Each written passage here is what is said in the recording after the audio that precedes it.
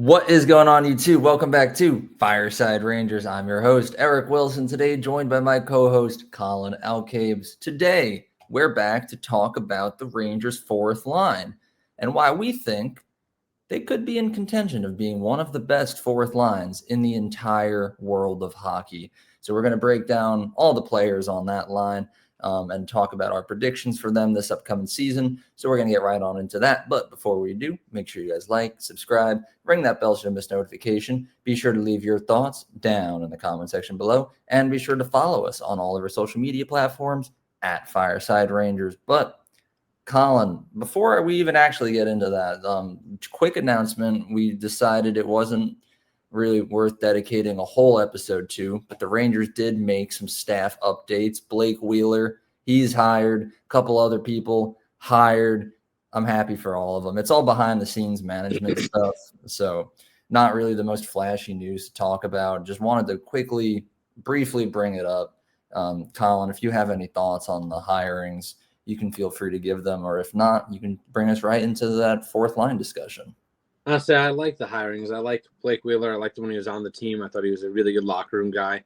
I remember vividly during the playoff series him being in a suit because he was injured up against the glass, banging on the glass for an overtime victory, and all the guys coming out and kind of mobbing him a little bit, and everybody was excited when he was able to get into the lineup during the playoffs.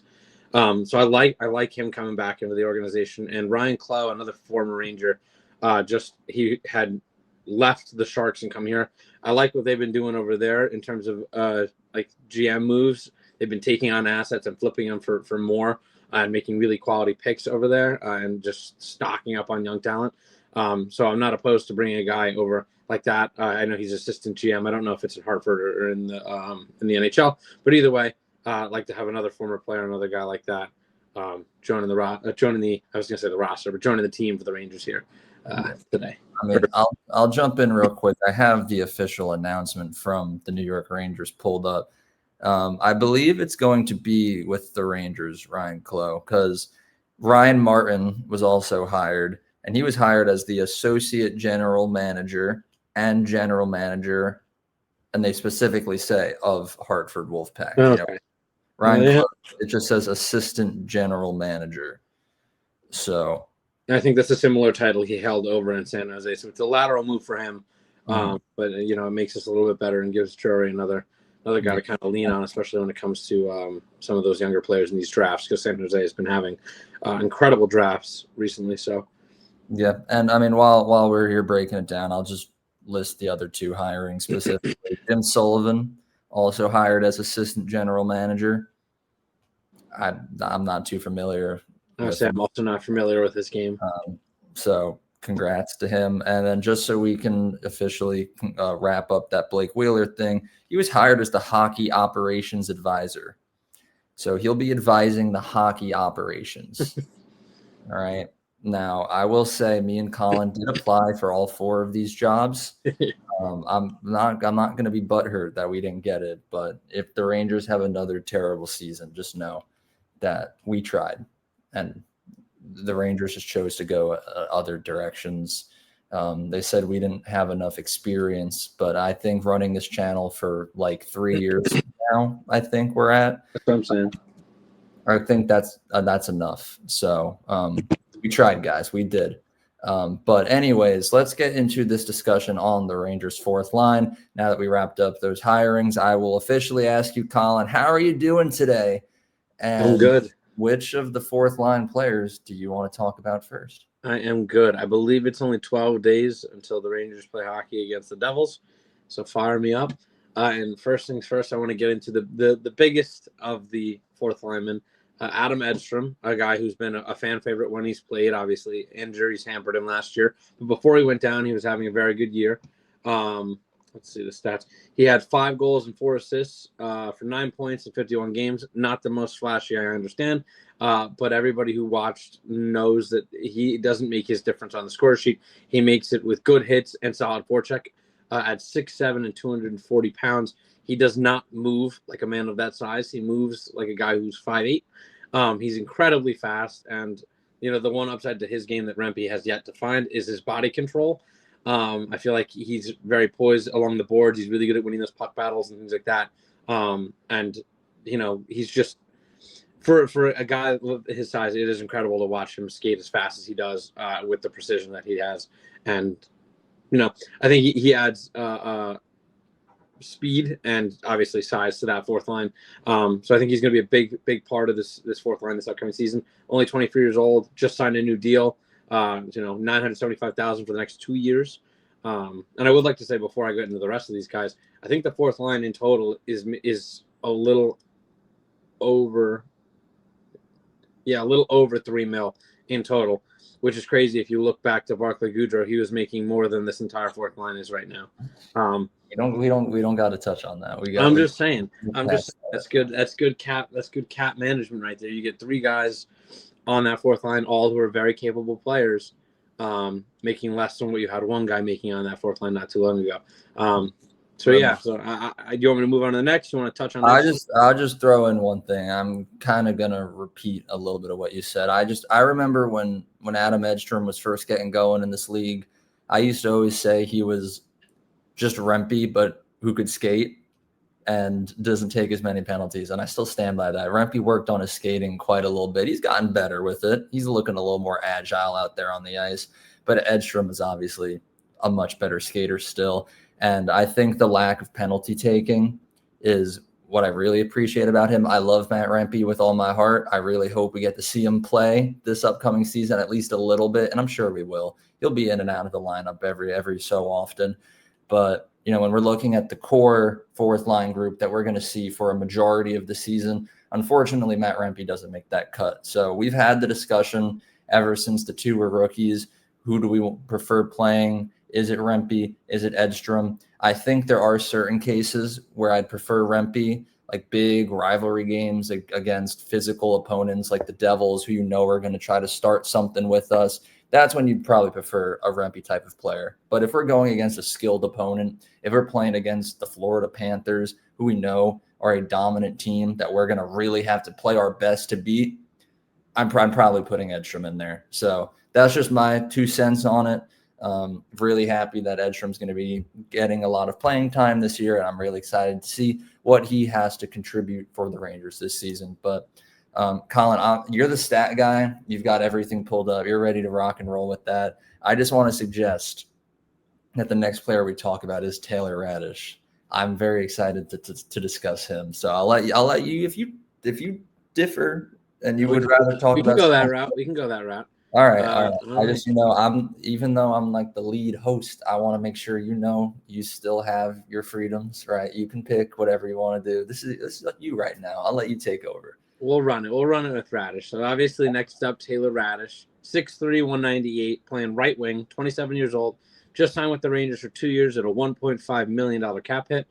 Last season, he had 7 goals and 20 assists and 27 points in 80 games with the Capitals. Obviously, we saw what the Capitals were doing last year. They went on quite the tear during the regular season. His underlying metrics are pretty good. And he is a guy who has scored 20 goals in his career, or 20 goals in a season in his career. He did it with the Blackhawks. I think it was 2 seasons ago, or 3 seasons now. But he is a guy who is not afraid to put the puck in the net. He also has a lot of speed to him, and a guy who adds that depth scoring that you kind of need. He's not going to put up, 30 goals like you would see from the top 2 lines. He's not going to get that kind of minutes, unfortunately. But he is a guy who has been shown to be trusted by coaches, and in that bottom 6 role, really excel at what he does best, which is just forechecking, and then occasionally chipping in with the points. Last season, 20 assists, so he was a setup guy last year. So he has the flexibility to kind of do both. I'm excited for him. I think he was one of the more underrated signings. In terms of, obviously he's not a superstar, but for a guy who's like a depth piece, I think in the league, I think he was one of the better signings. But that's just my opinion. I think that, for a fourth line guy for the Rangers, he's going to be phenomenal. I think that he's exactly what they were looking for. And he's kind of an upgrade over, the aforementioned Rempe, who we were just talking about. You can move him in and out if you see fit. But I do think he's going to provide a nice scoring punch down there in the bottom 6, most likely, like we said, on that fourth line. It's always good when you're getting scoring from your bottom 6, especially that fourth line. That's why I think we reached a point, especially the last 2 seasons, where the fourth line has been good. They've been doing the job they need to do, making sure the opponent's top lines are not scoring. They're letting our best players get rest so they can go out there. They did fine defensively, but I think we lacked a lot of that scoring from the fourth line recently. So to see a guy like Taylor Radish come in, who, albeit, it was in the past, I know is capable of putting up 20 goals when he's at his best. So hopefully if we put together this unit and everything's working nice, Edstrom's playing good, Radish is playing good, maybe we can get some solid goal production from the bottom six too. And I'd really like to see that because that always makes me happy. You look at those Stanley Cup winning teams in the playoffs, yeah, they're getting goals from their stars, their top two lines, but it's the ones that really take you over the edge that are also getting production from their fourth line. So I like to see it. And I think, you look at this offseason, who was the Rangers' best acquisition? It's got to be Gavrikov, right? He's going to be the one that's going to be in all the headlines, getting the spotlight and everything. But I think Radish is going to be a really underrated addition. And I can't remember the last time we had a bottom six. I keep saying bottom six, but specifically fourth line player that excited me this much is, like Tyler Mott. Tyler Mott was great. He was a dog. And I don't think we've had a player as good as him on our fourth line since. So I'm happy to see that maybe, I know, again, we haven't seen him play a game yet, but the potential is there. So I'm excited. It's been a minute since I've been excited to watch a fourth line player get going like this. So that's just my take on that. But all right, stat guy, tell me. I also want to throw out one more thing. I was pretty sure, but I just Googled it to confirm. Taylor Radish is also a penalty killer. He's a pretty good penalty killer with the Capitals last season, and that also adds just another facet and level to his game. And it's a big part of what I'm going to talk about next with Sam Carrick. You love to have guys who you can play in other instances, especially in that bottom six. They're providing more than just defense then, but they're also giving your top penalty killers rest and sliding in there as well. So that way, you're not relying as heavily on it's probably going to be Mika and Miller and Fox and all these guys. You can kind of Trocheck. You can kind of give those guys a rest and put in a Taylor Radish or a Sam Carrick in the penalty kill and trust them to go out there and shut those guys down. And then you can immediately come off that penalty kill with your top line talent. So I think that's just another facet to his game that you got to love. And that was going to be probably my biggest thing for Sam Carrick, who obviously is the last player on this fourth line. A guy who can play center or right wing, 6 foot 203 in year 2 of his deal, of his 3-year deal for $1 million a season. Last season was a breakout season for him. He had his career high in points, 6 goals, 14 assists for 20 points in 80 games. I thought he was phenomenal last year. One of the few Rangers who was a positive plus minus, even though the whole team was really struggling, as we all saw, unfortunately. Yeah, I mean, what you're getting with Carrick. I thought he was really reliable last year. He was good on the dot. I think he won like 52 or 54% of his draws. And a guy who, he came in with very low expectations. He kind of been bounced around a little bit. He's been on Toronto, Anaheim, and Edmonton. He played minimal games last year. He was bounced back and forth between them and the AHL. So for him to come in and play his first real full season in the league and excel the way he did, I thought he was phenomenal. And he's also not afraid to chuck some knucks if he's got to defend his boys. I think he's the perfect fourth line center. I think he does a really good job at everything you're looking for in a fourth line center. On top of, as I said before, that penalty killing is just invaluable to the team. Penalty killing is not a premium in the league, I feel like, and to have a guy who I felt like every time he was out there in the penalty kill, he was really, really good. So just another guy that you love to have, chipping in more than one way. And while he might not be, slamming home goals in the power play or even in regulation or even strength, I mean, he is chipping away points consistently and doing his job on the penalty kill. And that's really all you can ask, especially for a guy only making $1 million a season. I say only as if it's not a lot of money, but I take that in a heartbeat. I love his contract. I love the player. I think he's perfect for this fourth line. And that's why I think, he's the anchor of that line as the center. I think he just does a really good job of keeping his line on task and kind of being that stalwart guy on the zone entries and things like that. I think he's really good at that. So, yeah, I mean, I don't even have that much to add. I think you said that perfectly. Ever since Carrick has joined this team, I think he's been phenomenal. Very underrated. Like we rarely ever talk about him on this channel, and that's why it's good to come in and do these fourth line videos. Every once in a while. There's not much to talk about them individually, but you put them together and you really just look at the impact the group can make, and it's quite a big topic, genuinely. And speaking of big, we said it right before we recorded. This unit is huge. Like even like everyone subbing Rempe for any of these players, we still have a gigantic unit. And that's a good thing. I want to see these giants towering amongst these little people, making them fearful to try to get towards Igor Shesterkin. So I like that. But you look at all three of these players, even when you include Rempe, put them all together and look how solid of a unit they are. That's why I don't know if we have the number one fourth line in the NHL. There's some good ones out there, but we're definitely up there. We're definitely one of the better fourth lines in hockey, and that's something you don't see that often, having a group of guys that far down in your lineup making this large of an impact that we're about to make a 17-minute video on it. So, it's impressive, and hopefully they're able to play even better this upcoming season. But that about wraps up today's episode of Fireside Rangers. I almost just mispronounced Rangers. If you guys did enjoy, be sure to like. Also, Colin, don't laugh at me.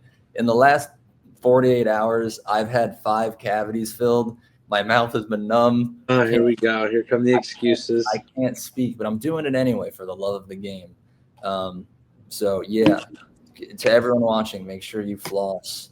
You don't have to go through what I went through the last 2 days. But anyways, be sure to like, subscribe, ring that bell to miss notification. Be sure to leave your thoughts down in that comment section below. And be sure to follow us on all of our social media platforms at Fireside Rangers. But most importantly, have a good one. And let's go Rangers. Let's go Rangers.